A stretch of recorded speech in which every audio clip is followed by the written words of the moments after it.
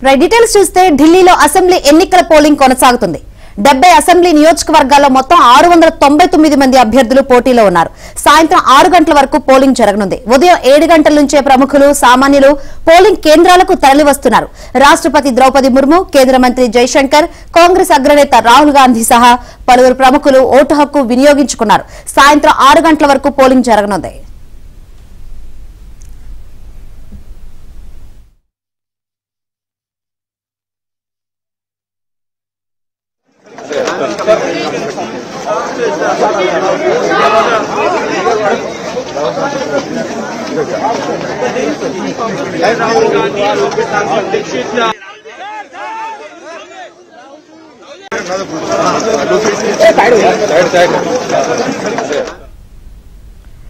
పదమూడు 33 పోలింగ్ కేంద్రాలను ఏర్పాటు చేశారు. ఇందులో దివ్యాంగుల కోసం 733 కేంద్రాలు ఏర్పాటు చేశారు. హోం ఓటింగ్ సౌకర్యంతో 7,553 మంది తమ ఓటు హక్కును వినియోగించుకునే అవకాశం కల్పించారు. ఈ నెల 8న ఫలితాలు వెలువడనున్నాయి.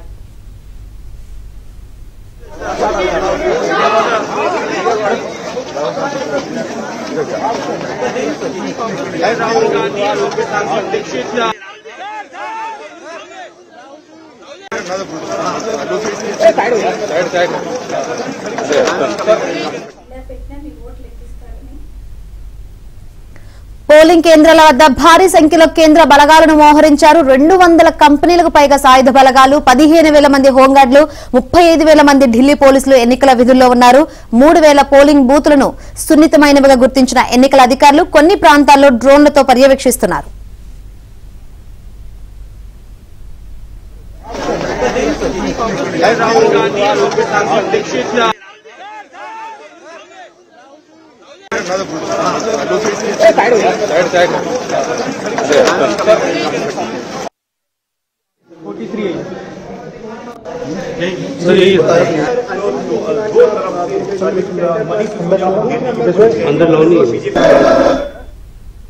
ప్రత్యేకంగా మహిళలు, దివ్యాంగ ఓటర్ల కోసం ప్రత్యేక బూత్లు ఏర్పాటు చేశారు. మహిళల కోసం పింక్ కలర్ రంగులో బూత్లు ఏర్పాటు చేసి బెలూన్ల తోరణాలతో ఆకర్షణీయంగా సిద్ధం చేశారు. పింక్ బూతులు మహిళలను నడిపించడం, దేశాన్ని నడిపించడం అనే థీమ్ ను ప్రతిబింబిస్తున్నాయి. ఇక దివ్యాంగుల కోసం ఏర్పాటు చేసిన బూతులు సాధించిన వారు అనే థీమ్ ను ప్రదర్శించనున్నాయి. ఓటర్లను ఆకర్షించేందుకు పోలింగ్ కేంద్రాల వద్ద సెల్ఫీ కేంద్రాలను ఏర్పాటు చేశారు.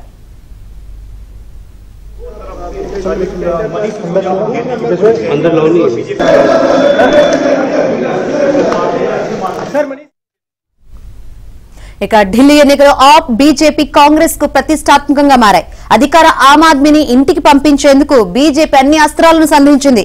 ప్రధాని మోదీ, హోంమంత్రి అమిత్ షా మొదలుకొని ఏపీ సీఎం చంద్రబాబు వరకు అందరినీ రంగంలోకి దించింది. కేంద్ర బడ్జెట్ లో ప్రకటించిన వరాలు ఆ పార్టీ అవకాశాలను మెరుగుపరిచిందన్న అభిప్రాయాలు వస్తున్నాయి. ప్రధానంగా ఆదాయ పన్ను మినహాయింపును 12 లక్షలకు పెంచడంతో మధ్యతరగతి ప్రజలు తమకు అనుకూలంగా ఓటేసే అవకాశం ఉందని బీజేపీ భావిస్తుంది.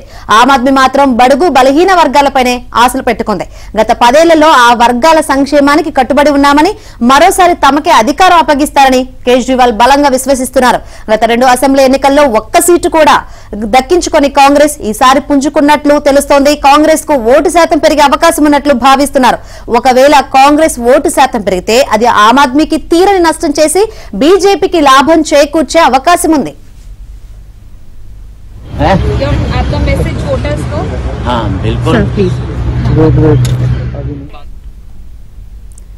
మరిన్ని వివరాలు అందించేందుకు మా ఢిల్లీ ప్రతినిధి సతీష్ లైవ్ ద్వారా సిద్ధంగా ఉన్నారు.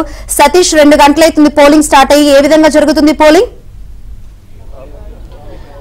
శంకరి, ఉదయం 7 గంటల నుంచి కూడా ఢిల్లీలో పోలింగ్ కొనసాగుతూనే ఉంది. మొత్తం 70 అసెంబ్లీ స్థానాలకు ఇప్పటికే పోలింగ్ ప్రక్రియ ప్రారంభమైంది. ఉదయం నుంచి కూడా పోలింగ్ కేంద్రాల వద్ద ఓటర్లు బారులు తీరారు. ప్రస్తుతం మనం లేడీ ఇర్విన్ స్కూల్ వద్ద ఉన్నాం. ఇక్కడనే అరవింద్ కేజ్రీవాల్ మరి కాసేపట్లో తన ఓటు హక్కును వినియోగించుకోబోతున్నారు. ఇప్పటికే రాహుల్ గాంధీ కావచ్చు, కేంద్ర మంత్రులు జయశంకర్ కావచ్చు, హర్దీప్ సింగ్ పూరి కావచ్చు, ఇతరులంతా కూడా ఓటు హక్కును వినియోగించుకున్నారు. ముఖ్యంగా న్యూఢిల్లీ సెంట్రల్ ఆ నియోజకవర్గంలో ప్రధానంగా అరవింద్ కేజ్రీవాల్ ఆప్ నుంచి పోటీ చేస్తుంటే ఆయన పైన బీజేపీ నుంచి పర్వేష్ వర్మ పోటీకి దిగుతున్నారు. ఇక ఇద్దరి మధ్య పెద్ద ఎత్తున కూడా ఉన్నది. మరోవైపు మాజీ ముఖ్యమంత్రి అయిన షీలా దీక్షిత్ కుమారుడైన సందీప్ దీక్షిత్ సైతం కూడా ఇక్కడే న్యూఢిల్లీలో పోటీ చేయబోతున్నారు. మొత్తం 699 మంది అభ్యర్థులు ఎన్నికల్లో తమ భౌతయాన్ని చూసుకోబోతున్నారు. మొత్తం 70 అసెంబ్లీలకు గాను 699 మంది పోటీ చేస్తున్నారంటే ఢిల్లీలో ఈసారి ఎన్నికలను ఎంత ప్రతిష్టాత్మకంగా తీసుకున్నారో కూడా చూడొచ్చు. ముఖ్యంగా న్యూఢిల్లీ సెంట్రల్ ఢిల్లీలో ఉన్న నియోజకవర్గంలో మాత్రం మొత్తం 23 మంది పోటీ చేస్తున్నారు. అన్ని నియోజకవర్గాల కంటే ఈ నియోజకవర్గాలనే అభ్యర్థుల సంఖ్య కూడా ఎక్కువ ఉంది. ప్రస్తుతం మనం లేడీ ఇర్విన్ స్కూల్ వద్ద ఉన్నాం. చూడొచ్చు పోలింగ్కి సంబంధించిన ఏర్పాట్ల ప్రక్రియ అంతా కూడా పూర్తయింది. ఉదయం 7 గంటల నుంచి ఓటర్లంతా కూడా బారులు తీరారు. ఉదయం నుంచి కూడా పోలింగ్ కొనసాగుతూనే ఉంది. ముఖ్యంగా ఆంధ్రభవన్కి అతి సమీపంలో ఈ పోలింగ్ కేంద్రం ఉంటుంది. చూడొచ్చు మనం ఓటర్లంతా కూడా ఒక్కొక్కరిగా వస్తున్న విజువల్స్ కూడా చూడొచ్చు. ముఖ్యంగా ఈసారి గతంలో కంటే మెరుగ్గా కూడా ఈసారి పోలింగ్కి సంబంధించిన ఏర్పాట్ల ప్రక్రియను చేశారు. మరోవైపు ఓటు హక్కు వినియోగించుకొని వస్తున్న వారికి కూడా ప్రధానంగా వారికి పూల మొక్కలను కూడా అందజేస్తుంది ఈసీ. మనవైపు ఓటు హక్కు వినియోగించుకున్నారా మీరు?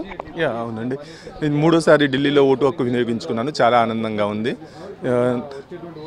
ఏర్పాట్లు చేశారు ఎన్నికల సంఘంతో నుంచి ఏర్పాట్లు చాలా అద్భుతంగా జరిగినాయి. ఎటువంటి అవాంఛనీయ సంగతులు కానీ ఎటువంటి ఇబ్బందులు లేకుండా పోలీసు వారు కానీ ఎలక్షన్ కమిషన్ వారు కానీ అద్భుతంగా ఏర్పాట్లు చేయడం జరిగింది. మీరు ఆంధ్రప్రదేశ్ సంబంధించిన వారు కాబట్టి ఎట్లా ప్రధానంగా ఈసారి ఢిల్లీలో డెవలప్మెంట్ చూసారా, లేదంటే కొత్త చేంజెస్ కోసం ఏమైనా చూస్తున్నారా? గతంలో ప్రభుత్వాలు కానీ ఇప్పుడు ప్రభుత్వాలు కానీ ఇచ్చిన హామీలను కానీ ఎట్లా చూస్తారు ఒక తెలుగు ఓటర్గా? ఇక్కడ ఉన్న హామీల గురించి కాదు కానీ దేశాభివృద్ధి కోసం ఓటేయడం జరిగింది. అంటే హామీలు అయితే ఈసారి అందరూ ఇచ్చారు. మూడు పార్టీలు 2000, 2500 అట్లా ఆడవారికి వృద్ధులకి వాళ్ళకి ఇస్తామని చెప్పారు. అవి కాకుండా మన దేశాభివృద్ధికి ఢిల్లీ ఎంతో ప్రధానమైనది.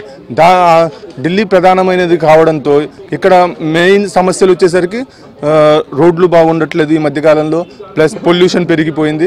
దాన్ని ఎవరైతే కంట్రోల్ చేయగలరో వాళ్ళకి ఓటేద్దామని అనుకుంటున్నాము. ఓకే, ఇది ఓవరాల్గా అయితే ఓటు హక్కు సంబంధించి ప్రధానంగా ఓటు హక్కు వినియోగించుకున్న వారికి ప్రత్యేకంగా పూల మొక్కలను కూడా ఈసారి ఎన్నికల సంఘం అందజేస్తుంది. ప్రధానంగా నువ్వా నేనా అనేది పోర్లో ప్రధానంగా 3 పార్టీలు కూడా ఈసారి ఢిల్లీ ఎన్నికలు అత్యంత ప్రతిష్టాత్మకంగా తీసుకునే భారతీయ జనతా పార్టీ మొదటి నుంచి కూడా పెద్ద ఎత్తున ప్రచారం నిర్వహించింది. ప్రధాని మోదీ మొదలుకొని అమిత్ షా, అదేవిధంగా ఏపీ సీఎం చంద్రబాబు నాయుడుతో సహా అనేక మంది ఢిల్లీలో ఎన్నికల ప్రచారం నిర్వహించారు. భారతీయ జనతా పార్టీకి ఓటేయాలని అనేక అభ్యర్థులు చేశారు. ఇక ఆప్కు సంబంధించిన అంశంలో మాత్రం అరవింద్ కేజ్రీవాల్తో పాటు మనీష్ సిసోడియా అనేక మంది కూడా విస్తృతంగా ప్రచారం చేశారు. ఆప్కు సంబంధించి పంజాబ్ సీఎం సైతం కూడా ఢిల్లీలో ఎన్నికల ప్రచారం నిర్వహించారు. కాంగ్రెస్ సంబంధించిన ఎన్నికల ప్రచారంలో రాహుల్ గాంధీతో పాటు ప్రియాంక గాంధీ కూడా ఈసారి ఎన్నికల ప్రచారాన్ని ధీటుగా ఎదుర్కొన్నారు.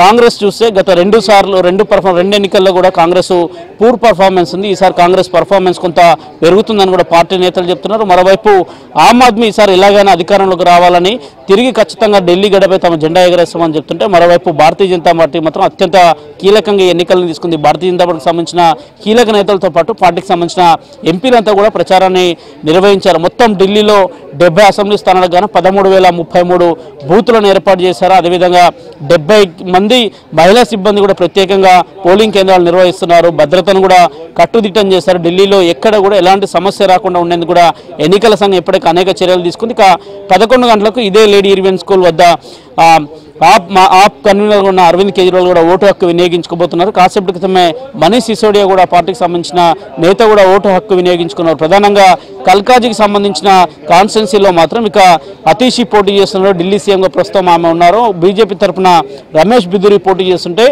కాంగ్రెస్ తరఫున అల్కా లంబా పోటీ చేస్తున్నారు.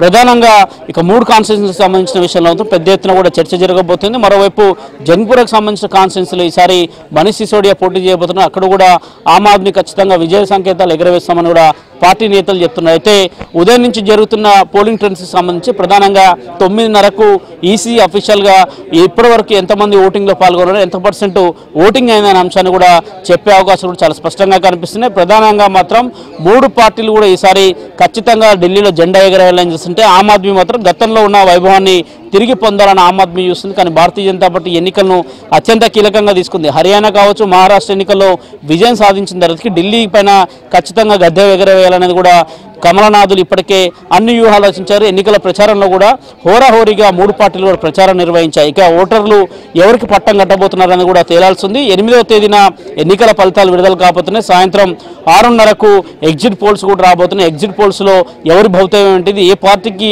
ఓటర్లు ఢిల్లీ ఓటర్లు పట్టం కడతారని చూడాల్సి ఉంటుంది. ప్రధానంగా అయితే పార్టీలకు సంబంధించిన నేతలు మాత్రం పెద్ద ఎత్తున కూడా అనేక హామీలు ఇచ్చారు. వారి యొక్క అన్ని పార్టీలు కూడా అనేక హామీలు ఇచ్చాయి. కానీ ఈసారి ఢిల్లీ ఎలక్షన్స్ కొంత భిన్నంగా కనిపిస్తున్నాయి. ఢిల్లీ ఎలక్షన్స్లో ఎవరి విజయం ఉంటుందనేది కూడా 8వ తేదీ తేలబోతుంది. మరోవైపు ఈసారి ఢిల్లీ ఎన్నికల్లో 1,53,00,000 మందికి పైగా కూడా తమ ఓటు హక్కును వినియోగించుకోబోతున్నారు. కొత్తగా తొలిసారి ఓటు హక్కు వినియోగించుకున్న వారు దాదాపు 2 లక్షల మంది పైన ఉన్నారు. వారంతా కూడా తమ ఓటు హక్కును వినియోగించుకోబోతున్నారు.